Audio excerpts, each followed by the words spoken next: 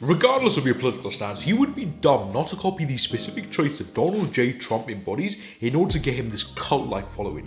Love him or hate him, the 47th President of the United States is charismatic AF, and he's changing the world as a result. This video is going to deconstruct exactly what he does so you can actually use these same tactics, you can steal those same tactics and use them in your life to master your social skills. See, I was watching the president's recent visit to Saudi Arabia on YouTube, and a specific comment actually stood out to me, and it says, Trump knows how to make you feel at home.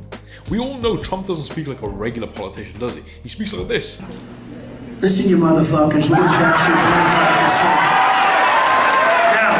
25%. Now that's my first point. Talk to everyone like you're talking to your best friend. Now we have this weird habit of talking to your boss, you're talking to your mum, you're talking to your girl, you're talking to your bro, you're talking to your best friend, all in these different ways. We all accommodate a different kind of face, a different kind of mask. You say one thing to one person and you say something completely different to another person.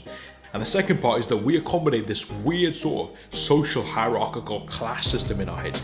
You suck up to the people above you on the social ladder and you talk down to the people below you on the social ladder. Stop it! Get some help. Talk to the prince in the same way as you talk to the pauper. Be unfiltered, because when you're unfiltered, you are genuine, and that quadruples your attraction. See, when you're talking to your friends, you're unfiltered, right? You say what you want to say, you do as you want to do. That is what makes other people feel at home, because you feel at home. See, Trump supporters love him for this. It's because he talks like a regular, everyday, average individual. He doesn't talk from his ivory tower. Death Mice was actually making fun of me in 2016 before this run, and he was saying, I like that Trump is filthy rich, but nobody told his accent. His whole life is models and gold leaf and marble columns, but he still sounds like a know-it-all down at the OTB.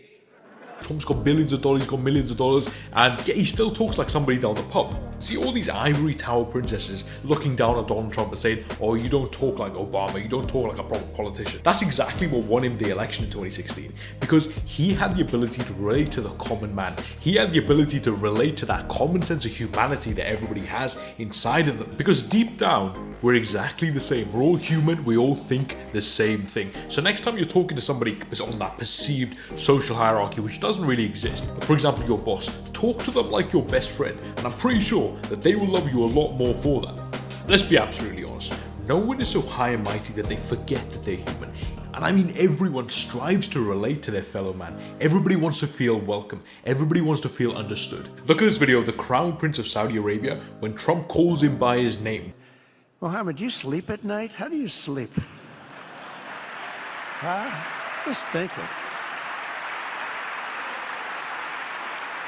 Your second point is to compliment heavily and lavishly and direct it as something which means something to the other person, right? So if you look back at that video, you can see Trump complimenting the Crown Prince, saying that you work so hard, you toss and turn in the night. And this isn't very unlike Trump, right? It's very comical in the way he says it, right? So he'll be like, oh, what a great guy, what a hardworking guy, and what a successful businessman. He makes millions and millions. See, it's funny, but it also works. The art of complimenting is a little bit like sugar talking, right? So you make someone feel really, really good.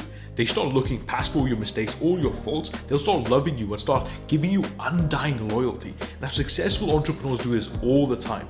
You play the man, you don't play the cards. So when someone really likes you, they will practically do anything for you. So when you compliment, make the compliment very direct. Make it about something that you know that they work on, that they strive for. For example, if you know that someone really puts effort into how they dress and how they appear, compliment them on their outfit, but don't go and compliment them on their ability to sell houses. Court attention at all costs, where Trump plays right out this book right here. Trump is single-handedly the most entertaining president since Ronald Reagan. And what do they both have in common? They're both actors. Reagan was in Hollywood, Trump was a reality TV star. He was in The Apprentice, he made appearances in Fresh Prince of Bel-Air.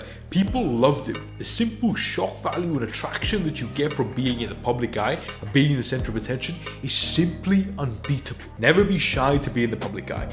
Crack obscene jokes, make witty comments, do as much as you can in order to draw attention to you. The more attention that you garner, the more respect and more significant you become. Now, one of the most controversial advice the 48 Laws of Power gives you, right, is that it is better to be slandered and attacked rather than be forgotten. Now, I know that's a little bit more scary to take in, right? Especially as a YouTuber. Like, I'm not even there yet. To be honest, like, I can't say certain things on YouTube because I don't want to get cancelled, because I don't get targeted or anything, right? But you on like a smaller smaller social scale, you can be a little bit more controversial. You can say stuff that makes other people turn their heads. This will give you more attention. So on a smaller level in your social circle, don't discriminate with the different types of attention that you get. All publicity is good publicity, and this will massively reward you in your social life. You get a lot more power, you get a lot more attention, you become the topic of conversation. Now, obviously, people are going to dislike you for this, but on the other side of the spectrum, people are going to love you for being unfiltered and genuine, right? So this is the kind of the balancing act that you got to perfect in your social lives. So we'll make a video on that soon, so hit that subscribe button so if you don't want to miss out. Your fourth point is to become unpredictable. Now, this ties into our previous point about courting attention here. When you are the center of attention, people look at you a lot more, their eyes are glued to you a lot more, and therefore you become important. You become the star of the universe, you become the center of their lives. Now remember that time when Trump said he's going to annex Greenland and Canada? Everybody was like, no, you can't do that. That's impossible. That's undemocratic. He got everybody's attention. The world was obsessed with him. If you constantly keep people guessing and constantly asking, what is he going to do next? What is he going to do next? You have hooked their attention, their respect and admiration. Unconsciously or consciously, it doesn't matter. And the longer you hold that attention, the more they become obsessed with you. I guarantee, if you look on BBC or MSNBC or CNN or Fox or whatever right now, if you could just search it up on your laptop in the new tab right now, you will see Trump did this, Trump did that. In the last 24 hours, the headline is going to be Trump. And another thing you could do is never play all of your cards at once. You may say one crazy thing at one point, you may do something crazy at one point, right? And then like a week later, you do something else crazy. You never show all of your cards at once. This is how you develop mystery. You don't tell everybody everything about you. You put on this grandiose display and you make everyone's eyes glued to you. And the amazing thing about this is that they're so blinded by your greatness, your grandiose display, your unpredictability, they look past all your flaws. Now, we've talked about the halo effect on this channel before, because if you're good at one thing, if you're extremely good at one thing, and you promote that and you show everybody you're really good at one thing, they start thinking that you're good at everything else. Work on a talent and let that talent shine. Make that talent your entire personality. Become really, really good at it and project that so well that everybody else looks past your flaws.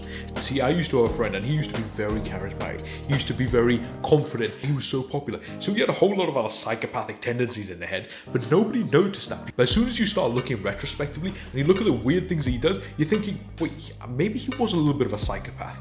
And this is the same grandiose display that you can use in order to cover up all of your faults. It's like looking directly into the sun. You won't be able to see anything else other than the sun because the sun blinds you.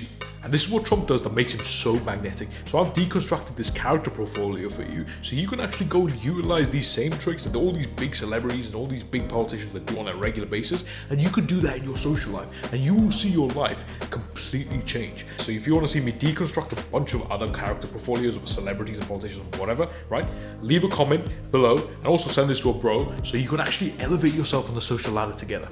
And until next time, I'll neighbor, I'm out.